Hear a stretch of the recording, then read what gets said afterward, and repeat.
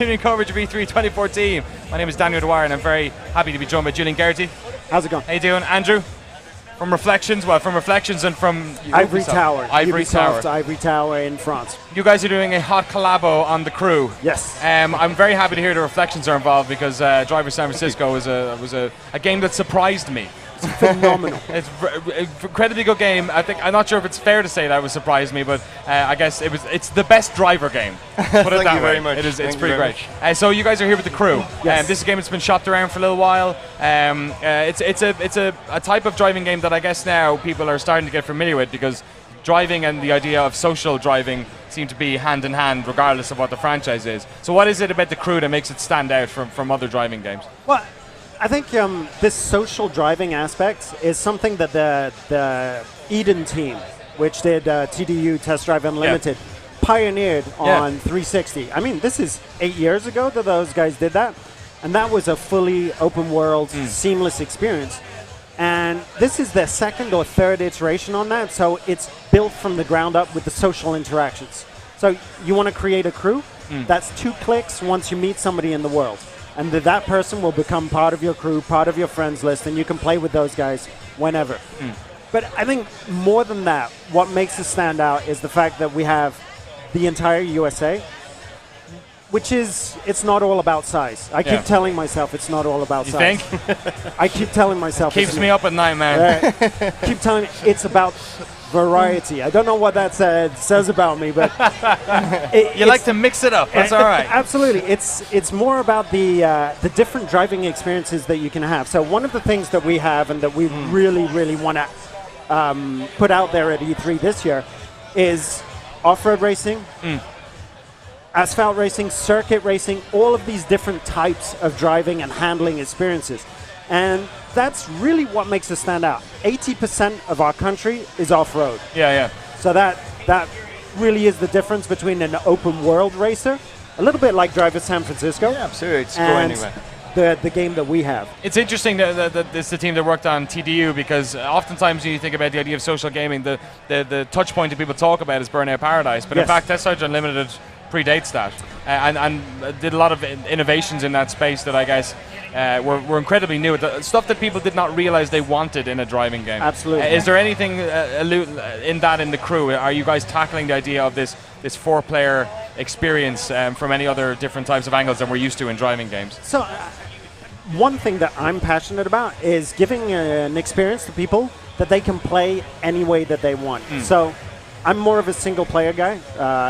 In Driver San Francisco was exactly my jam because it was exactly the type of game I wanted to play. But even Burnout Paradise, I played mostly single player. It's where I'm comfortable.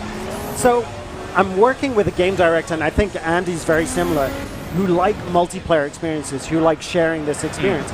So every single mission that we have in the game, every single race or takedown or getaway from the cops is playable not only solo, but cooperatively. And that's quite apart from the 70 or 80 other PvP or crew versus crew competitive missions that we have. Is that the way you feel about it too? Yeah, absolutely. I mean, it was like it's a tremendous opportunity to work with some of the original guys from TDU because it was a passion of mine when I was playing on the 360. It was the game, and then to get to work with the guys was like, wow. You guys were Reflections. Even like going back to the original Driver was a game that came out on PS1. I remember the day I bought it.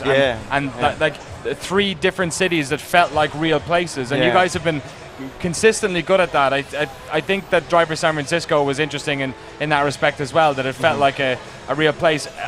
One of the criticisms I might have the Test Drive Unlimited games is that maybe not criticism, but those games felt like they were sandbox for the player. You weren't trying to evoke a particular place or time. But it felt very much like it was about driving. It's always important to fill it, It's okay, as we say, size is important. The scale's important, but TDU, what I loved about that was the emergent gameplay. It was, a lot of the stuff like, we used to take Koenigsegg's. We had a club we were called the Black Knights. We had black Lamborghini Gallardos, And we used to just drive around, and we'd look for someone who synced into our session, and we'd kind of pincer move them, drive them to the edge of a cliff, and then push them off. And this is the horror. This is the horror of multiplayer. Makes me see you in a whole new light. It's great. We had like match. Oh, it was perfect. But it's that emergent fun, you know, that we used to take Koenigsegg's to the top of mountains, and now with the crew, we have a specialist kit which allows us to take cars to the top of mountains. Genuinely, it's all drivable. That's right, but coming back to your point about the soul of a place, the spirit of San Francisco, if you will, I think in Test Drive Unlimited, that was also due to the fact that it was Hawaii. Yeah. And Hawaii has an ambience, but it's more a paradise feel, so it's a little superficial. It felt a little intangible or something. Yeah. What we did on the crew was we wanted to find a solution to that. So, you know, we did a lot of research trips that were very tough, going to Miami, I sent the team to Detroit. It's a hard life. It's a hard life. But I took care of New York, Miami, Los Angeles. But that for me was really a part of how can we make these different cities feel completely different. And it comes through in the architecture, comes through in the size of the streets, comes through in the art direction. So I think we've done a better job on that for the crew. Well, I'm excited, but just when you came up here, you told me about where you're from. I had no idea that this collaboration was happening. And they're two franchises that I've both loved, but also ones that I wanted to see more from. Fantastic. Like, cool. So there's a lot more in the crew. I think this is going to be, about 5-6 times bigger than Test Drive Unlimited. Yeah. How much bigger than San Francisco? Oh, it's epic. Invent a number if you don't know. Invent a number. I'll say it's infinitely bigger than. Infinitely bigger. It's like the No Man's Sky of driving games. That's a good quote. Can I ask you a really boring question? If you wanted to drive from Miami to Los Angeles or from New York, or how long could it take if you're in a medium range car? It's a very good question. But what we showed during the E3 briefing was our trailer, and it's a time-lapse trailer. So it was very cool. Do you know why? Little secret, we came to E3 so unprepared. Really? We're closing the game, so we have to finish things. Yes, of course. And we don't have time to mess around with a specific trailer or a specific demo, so we had to bring what we have that's the best, and that's the game. So we got a guy, and a team of guys actually, there were 4 guys, to do one afternoon of just rushing through the States from Miami, New York, Rockies, San Francisco, whatever. And in an afternoon, they captured that, and we cut it together. And that is about 2.5 hours, that trip. We accelerated it because I wanted to do a 2.5-hour trailer, but Ubisoft wasn't having it for their presentation. It's expensive time up there. It's an expensive minute. So that's excellent. And those look like fast cars as well. Those are okay cars. If you're just doing Los Angeles, New York, in the fastest car in the game, it's about 45 minutes, an hour, sticking to the roads. But of course, off-road vehicle, it's going to be a much longer trip. So let's talk about, obviously, one of the really interesting things is different types of racing, different types of terrain and whatnot. Specifically, the different types of races and activities. Can you tell us, like, is it lots of lap races? Is it lots of distance racing, or what's in there? We've got all kinds in there. I mean, we've got over 1,000 different activities to engage you with on this massive road trip. I mean, one of the things that we're showing off as well is giving people a chance to see some of the skills which we've got in the world, which Julian mentioned in the press conference on Monday. But and this is stuff which is that emergent fun. It's like, wouldn't it be cool if I just climbed this mountainside or weaved through these trees? And we're trying to make fun out of that and make them instantly replayable as well. So it's 30 to 45 seconds blast, and you go yes, bam, and you do it, and you set a ghost time, and then you share that and compete with each other. And it's cool because we all kind of need that asynchronous multiplayer these days. Well, I know for one I do. It's like, time becomes valuable, and your friends have children, and game night becomes one night a week instead of every night. One night a month. So it's like, you're feeling it. Do you have kids? I don't know. All right. I've got kids, so I can only play at 6 in the morning. So I get up at 6 in the morning. So asynchronous and ghosts are super important to me. And, we see the game as different challenges for the different amount of time that you can invest in it. So can you remember Project Gotham Racing, or even before that, MSR, and the Kudos system? So we've got that for that micro loop of gameplay, just for combos that you're chaining together to earn a little bit of cash. The skills that Andy was talking about, we pepper those around the world. They're over 500, very varied, from hill climb to slalom challenges to precision challenges where you have a gate that gets smaller and smaller, to follow challenges, racing apex line challenges, lots of different things like that. Plus you've got missions, and the missions are basically races. And we have a story in the game. It's not Shakespeare, as I like to say. I'm not going to tell you it's going to shock you. It's going to change the world of gaming. No, it's a light, frothy story. Is it a means to getting the player to experience all these different challenges? Exactly. It's a means. It's a narrative glue. It's a narrative glue which binds glue. the game You've together read the marketing copy. on a road trip around the USA. It basically takes you on a road trip. So it gives you a structure.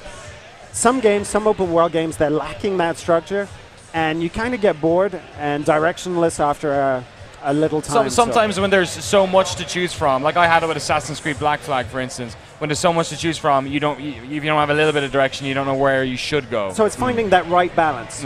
And those missions, there are 70, 80 in the game, and they vary. So it could be lap races, it could be street races that are point to point, it could be rally races, it could be getaways from cops, it could be takedowns. Okay. There's a lot of variety, and we're crossing that with the different terrains. So your takedown could be a takedown in the city streets of Miami, but it could also be a takedown across the beaches of the Great Lakes. So we're trying to mix things up. Everybody knows the limits of a traditional driving game. Yeah, true. So we're really trying to push that with the different types of vehicles and customizations that we've got there too. Cool. So yeah, let's talk about that a bit. Yeah. So obviously we've talked about the different types of races. Seems like you guys have indeed tried to create a lot of variety anyway, because one of the problems with driving games is that they're largely a known quantity. Another thing that a lot of people were asking on Twitter earlier today when I said you guys were going to be on specs. was how much that whole driving crew fans getting in here, but less specific than that, it was just generally car customization and ownership, because that's a big thing about TDU is like it's almost like polishing your car, making sure that it's set up the way you want. How deep do you go in on that? And also with a game where you're spanning an entire country, where do you keep your cars? It's a really good question. There are three questions there for me. I don't want to get too intellectual, but it's the French side of me. I'm like, philosophically. Now, philosophically, we're approaching this game with real ownership in mind. So when I play the game, I take one car and I stick with it for 20 hours and improve it and increase its capacities, because we are an RPG at the end of the day.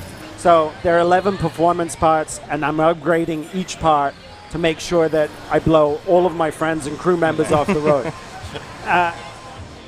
The customization is really along two lines.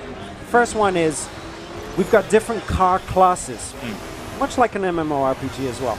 You start off with a street. With your paladin, and you get your priest. not quite as well defined as that. Yeah. These are more along the lines of what's the driving sensation that you're going to get. So just 3 of our 5 classes. Street, which is street racing, very good handling, pretty good speed, built for asphalt. Then you've got dirt, which is more of a rally type handling, nice drifts, really fun on dirt tracks. And then my favorite, which is Raid, which is what we've just seen here, which is pure off-road. If you remember Smuggler's Run. Yeah. It's my favorite game, or one of my favorite games. And this is basically our love letter to Smuggler's Run. So those are the classes, and you can take one car and make it evolve from one class to the next. So your Nissan 370Z. I'm okay. Irish, it's fine. Zed's cool. Right. 370Z, and you can make it evolve from a street car to a raid car. So the manufacturers have allowed us to do crazy customization kits on those. I shouldn't say that because they're probably here, but what manufacturers do you have, actually? We split between 3 different categories. American Muscle, both classic and contemporary, so Mustang, Dodge Chargers, things like that. European luxury, Bentley, Maserati. Is Maserati official or not? It is now. I think we best stop talking about Ferrari. Actual name. Moving quickly onwards, Ferrari we announced yesterday or the day before, which is a big sign for us. Lamborghini, of course, Aston Martin. Excellent. And Japanese cars, so, Nissan are GTR. A lot. Okay. I think about that a lot. Those type of things. It's incredible because I think that sort of licensing is often reserved for games that people, the simulation genre, as it were. Yeah. But you guys obviously not necessarily being an arcade racing game, but not necessarily being a sim game either. That's right. Are they allowing you to smash them up? Again, please? So are they allowing you to smash them up? Yeah, we do have a damage model where, we opened up the doors to the community. That's one of the things that we've been doing in the final stretch. And they've given us a lot of positive feedback. They love certain things, and certain things are being criticized as well. And I'm pretty open about it. And one of the things that they were talking about was, okay, the damage model isn't visible enough. Yeah. So we've got to find that right balance between pleasing Mrs. Lamborghini and getting something that gamers want to see real damage on.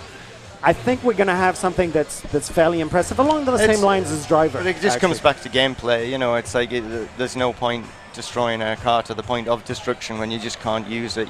You've got to strike that fine line between fun especially when and you're realism. When you're driving that far as well. Last question. Absolutely. One word answer. Makuzu asks, will the sequel to The Crew be the entire planet? Can we finish this game, please? Is it not finished yet?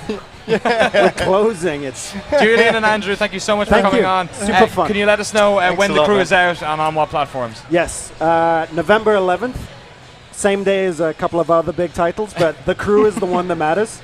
And we're coming out on PS4, Xbox One, and PC. Excellent. Thank you so much for joining us here on the Samsung stage at GameSpot.com. Really appreciate it. We've got more Ubisoft stuff coming up. We've got Tom Clancy's The Division up in just a couple of minutes, so stay here on GameSpot.com.